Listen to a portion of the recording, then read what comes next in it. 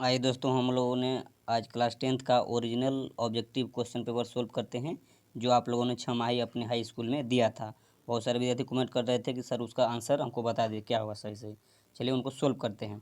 देखिए इनका आंसर सारे हम टिक करेंगे, आप लोग इसका आंसर की जो है ना नोट करते जाएंगे, आप कितना सही कर पाए हैं, ठीक ना। चलिए वीडियो को स्टार्ट करते हैं। क्वेश्चन नंबर 1 देखिए, ओरिजिनल क्वेश्चन पेपर होगा आपका, जो छमाही एग्जाम स्कूल में दिए थे। देखिए डॉ का उच्चारण स्थान क्या है, बोल रहा है डॉ बोलिएगा तो उसका उच्चारण स्थान क्या आएगा, तो मुर्दा से होगा। किससे होगा? मुर्दा, यानी आपके हो ना, आपके मुर्दा होगा, उससे आता है, ठीक ना। अगला प्रश्न देखिए, निम्नलिखित में कौन अंशतः व्यंजन है? क्या है? अंशतः व्यंजन है, ठीक ना। अंतःस्थ व्यंजन है, क्या है, कौन सा है, आपको बताना है इसमें से। तो क्या है, याद रखिए द है, क्या है, द, जो कि ऑप्शन नंबर सी आपका सही हो जाएगा। अगला प्रश्न देखिए, निम्नलिखित में कौन उष्मा व्यंजन है? उष्म व्यंजन है, बताना है। उष्म व्यंजन कौन होता है, आपको बताना है। तो उष्म व्यंजन के बारे में बात करें तो सौ आपका उष्म व्यंजन होगा, ऑप्शन नंबर बी आपका सही होगा, ठीक ना। थोड़ा सा क्वेश्चन का लेवल सही कर। अगला प्रश्न देखिए, सारे व्याकरण भी है जो पूछा गया प्रश्न, ठीक ना, याद रखिए आप लोग। देखिए अगला प्रश्न है कि अधि अधिस शब्द का संधि विच्छेद है, बताना है आपको। अधिस शब्द का संधि विच्छेद क्या होता है, तो याद रखिएगा क्या होगा, अधि प्लस इस, अधिस क्या होगा, अधि प्लस इस, अधिस, ऑप्शन नंबर सी आपका करेक्ट होगा, ठीक ना। अगला प्रश्न देखिए आप लोग सामने है कि सिंधूर में क्या है, सिंधूर में सिंधूर में शब्द का संधि विच्छेद है, ठीक ना। सिंधुर्मी है, ठीक ना, का संधि विच्छेद क्या होगा, तो याद रखेगा सिंधु प्लस उर्मी, इसमें ऑप्शन में साफ नहीं दिख रहा है, सिंधु प्लस उर्मी होगा, ठीक ना। अगला प्रश्न देखिए, प्रश्न नंबर है दिगंबर का संधि विच्छेद है, तो याद रखेगा दिक प्लस अंबर, जो होगा दिगंबर, ऑप्शन नंबर बी आपका सही होगा। अगला प्रश्न देखिए, प्रश्न आपके सामने है सिर चढ़ाना मुहावरे का अर्थ। सारे क्वेश्चन ओरिजिनल है जो कि आपके एग्जाम में पूछा गया है। सिर चढ़ाना मुहावरे का अर्थ क्या होगा? बहाना करना, प्रयास करना, क्या है, गुस्ताख बनाना, बात बनाना। तो याद रखिए गुस्ताख बनाना, क्या होगा, गुस्ताख बनाना, ऑप्शन नंबर बी आपका सही होगा। अगला प्रश्न देखिए, प्रश्न है हाथ पसारना मुहावरे का अर्थ है। सारा ऑब्जेक्टिव क्वेश्चन हम अभी क्लियर कराएंगे, मेरे साथ वीडियो में अंत तक बने रहिएगा। हाथ पसारना मुहावरे का अर्थ क्या होगा? लिख देना, प्रयत्न करना, हाथ साफ करना, याचना करना।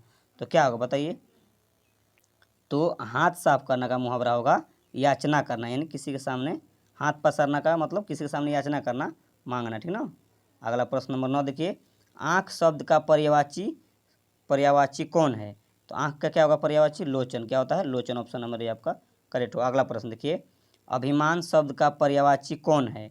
वाजी, यह है अस्मिता, क्या होगा, अस्मिता, ऑप्शन नंबर सी आपका अभिमान का पर्यायवाची, जो कि मिलता जुलता शब्द, पर्यायवाची मतलब जो मिलता जुलता शब्द होता है।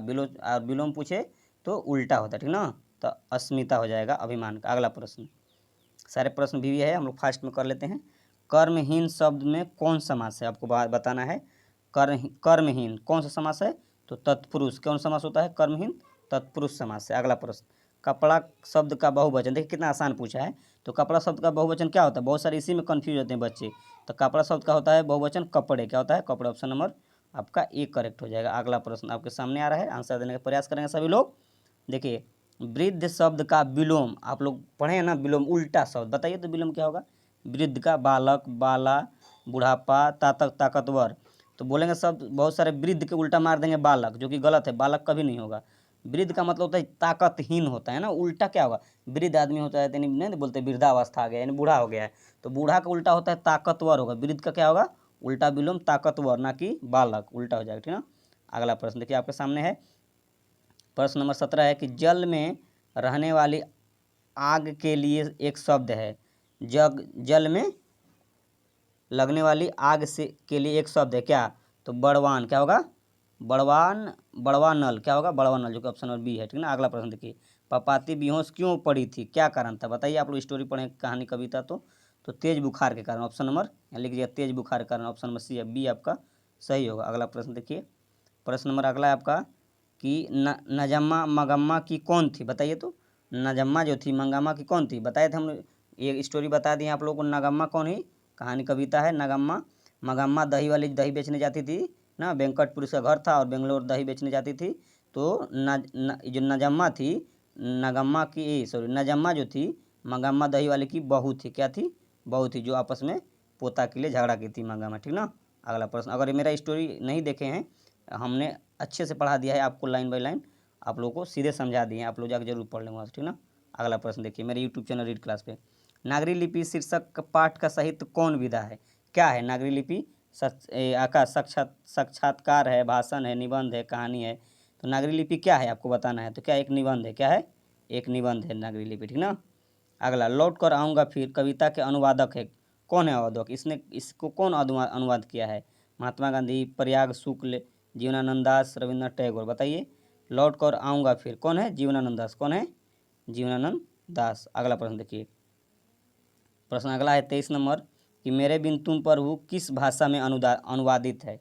ये जो मेरे बिना तुम पर हूँ है किस भाषा में लिखा गया है, तो अंग्रेजी भाषा में, जो कि ऑप्शन नंबर ये आपका करेक्ट हो जाए, ठीक ना। अगला प्रश्न देखिए आपके सामने है 24 नंबर कि बीजाक्षर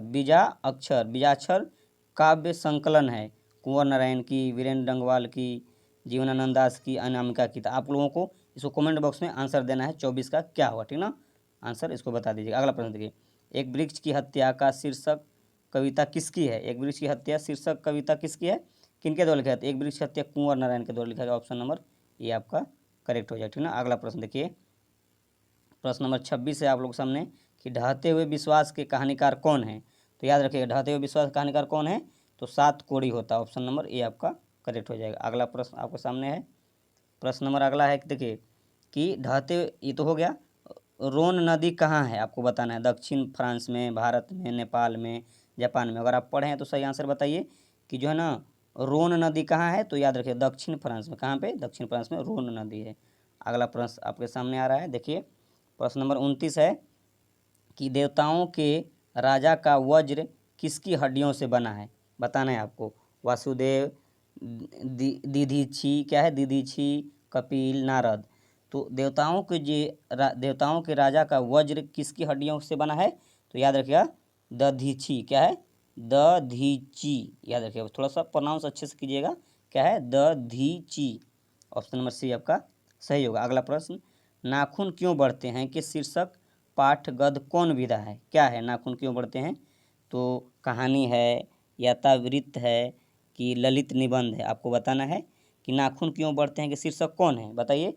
तो याद रखें क्या है कि विधा कौन है, यानी क्या है, नाखून क्यों बढ़ते, कहानी है, कविता है, या ललित निबंध है, क्या है, ललित निबंध, जो कि ऑप्शन नंबर सी आपका करेक्ट होगा, ठीक ना। सारे ऑब्जेक्टिव हम सोल्व करा दिए जो आपके एग्जाम में पूछा गया था। तो अगर वीडियो पसंद है लाइक कीजिए, सब्सक्राइब दोस्तों को ज़्यादा शेयर कीजिए, ठीक ना। अगर किस डाउट चैनल किस आपको कौन से टॉपिक पर डाउट है उसको कमेंट कीजिए, हम उस पर वीडियो बनाएं, ठीक ना। Thanks for watching.